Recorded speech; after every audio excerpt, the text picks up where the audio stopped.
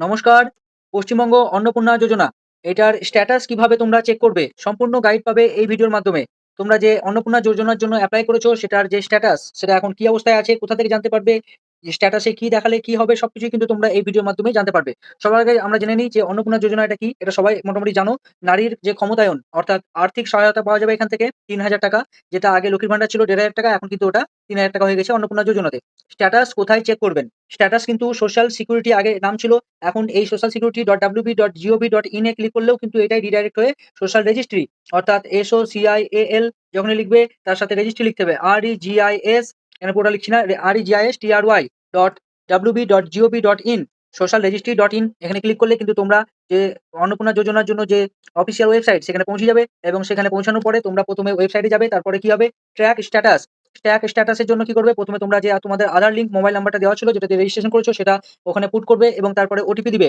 OTP submit করার পরে তোমরা যে রেজাল্ট অর্থাৎ যে তোমাদের যেটা তোমরা যেটার মাধ্যমে যে সাবমিট করেছো যে একটা নাম্বার পেয়েছো সেখানটাতে দেখবে একটা স্ট্যাটাস বলে লেখা আছে। সেই স্ট্যাটাসে কি দেখাচ্ছে সেই হিসাবে তোমরা তোমাদের রেজাল্ট বা তোমাদের যে স্ট্যাটাস সেটা জানতে পারবে। যদি সাবমিটেড লেখা থাকে তাহলে বুঝতে হবে যে আবেদন জমা পড়ে গেছে কিন্তু যাচাই শুধু এখনো হয়নি। অপেক্ষা করতে হবে তোমাদেরকে। যদি দেখা যায় পেন্ডিং এট বিডিও বা এসডিও তাহলে বুঝতে হবে যে অফিসাররা আপনার নথি খতিয়ে দেখেছেন বা দেখছেন। অপেক্ষা করতে হবে। যদি লেখা থাকে অ্যাপ্রুভড তাহলে বুঝতে হবে আপনার আবেদন গৃহীত হয়েছে। আপনি টাকা পাবেন। অর্থাৎ যদি অ্যাপ্রুভ লেখা থাকে তাহলে তোমরা যে স্ট্যাটাসটা মানে বুঝতে হবে যে তোমরা অ্যাপ্লিকেশন করেছো সেটা তোমাদের অ্যাপ্রুভ হয়ে গেছে এবং কিছু অপেক্ষা করতে হবে। তারপরে তোমাদের যে যখনই টাকা রিলিজ করা হবে তখন তোমাদের অ্যাকাউন্টে টাকা ঢুকে যাবে। আচ্ছা, তখন আর তোমাদেরকে কিছু করতে হবে না তার মানে। পেন্ডিং প্রসেস যদি লেখা থাকে তাহলে টাকা ছাড়ার যে প্রক্রিয়া সেটা কিন্তু শুরু হয়েছে।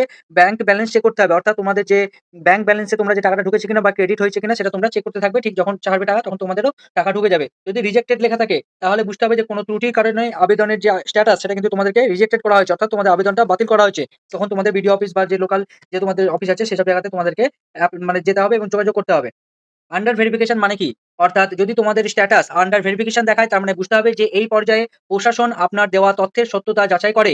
২০২৬ এর নতুন নিয়মে নিচের বিষয়গুলি দেখা হয়। অর্থাৎ তোমরা যে অ্যাপ্লিকেশন করেছো সেটা আগে ডিটেইলসটা যাচাই করে ভেরিফাই করা হবে। যেমন তোমাদের আধার লিঙ্কেজ অর্থাৎ তোমাদের যে মোবাইল নাম্বার সেটা সচল আছে কিনা, সেটার সাথে আধার লিঙ্ক করা আছে কিনা। তার সাথে কি আছে ভোটার লিস্ট যাচাই অর্থাৎ তুমি যে স্থায়ী বাসিন্দা সেটা নিশ্চিত করা হবে।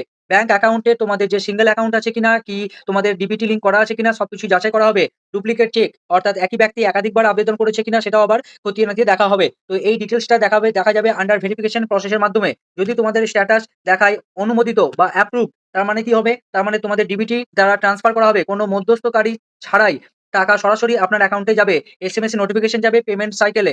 পেমেন্ট সাইকেল কি আছে? সাধারণত প্রতি মাসে ১ থেকে ১০ তারিখের মধ্যে টাকা কিন্তু ক্রেডিট হয়ে যাবে। কত টাকা? ৳৩,০০০ কিন্তু প্রত্যেক মাসে সরকারের তরফ থেকে তোমাদেরকে কিন্তু ব্যাংকে পাঠিয়ে দেওয়া হবে।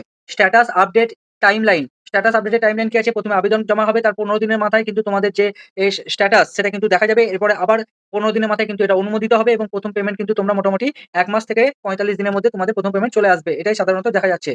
আচ্ছা, আর কি আছে? স্ট্যাটাস দেখা না গেলে কি করবে? যদি তোমাদের স্ট্যাটাস না দেখা যায় তাহলে বুঝতে হবে তোমাদের মোবাইল নাম্বার ভুল দেওয়া আছে বা সার্ভারের কোনো সমস্যা আছে অথবা তোমাদের অ্যাপ্লিকেশন এখনো আপডেট করা হয়নি। এছাড়া আর কি আছে? অনেক সময় তোমাদের মোবাইলে যে ব্রাউজার আছে সেটার জন্যও কিন্তু সার্ভারের প্রবলেম হতে পারে। সেইজন্য তোমাদের যে ব্রাউজারে অর্থাৎ Google Chrome এর যে ক্যাচ বা কুকিজ আছে সেগুলোকে ক্লিয়ার করে নেবে। তাহলেও কিন্তু অনেক সময় সেই ডিটেইলস এ তোমরা ভালোভাবে তোমাদের সব ওয়েবসাইট খুলবে এবং ঠিকঠাক করে দেখতে পাবে। পেমেন্ট না এলে যা চেক করবেন, কি চেক করবে? যে তোমাদের পেমেন্ট এখনো ঢুকছে না কেন? সেজন্য আধার কার্ড কি ব্যাংকের সাথে লিঙ্ক করা আছে? ব্যাংকের সাথে আধার কার্ড লিঙ্ক করা আছে কিনা সেটা চেক করতে হবে। ব্যাংকে ডিবিটি অপশন এনেবল করা আছে কিনা? অ্যাকাউন্ট কি সচল আছে কিনা? আধার ও ব্যাংকের নামে কোনো অমিল আছে কিনা? অর্থাৎ তোমাদের যে নাম সেই নামের স্পেলিং কোথাও ভুল আছে কিনা? স্ট্যাটাস কি অ্যাপ্রুভ দেখাচ্ছে? যদি স্ট্যাটাস অ্যাপ্রুভ দেখায় তাহলেও বুঝতে হবে যে তোমাদের অ্যাকাউন্টে টাকা ঢুকে যাবে। এই ছিল আজকে মেইন যে টপিকের আলোচনার বিষয়। যদি মনে হয় তোমাদের ভিডিও ভালো লেগেছে অবশ্যই লাইক করে দিও। চ্যানেলে নতুন এসে থাকলে অবশ্যই সাবস্ক্রাইব করে দিও। আর সেরকম কিছু এগুলো বললাম না ডিটেইলস এ তোমাদের দরকার পড়লে এগুলো পজ করে পুরোটা পড়ে নেবে। সব ডিটেইলসটা আমি এখানে লিখে দিয়েছি। দেখা হচ্ছে পরের ভিডিওতে। ধন্যবাদ।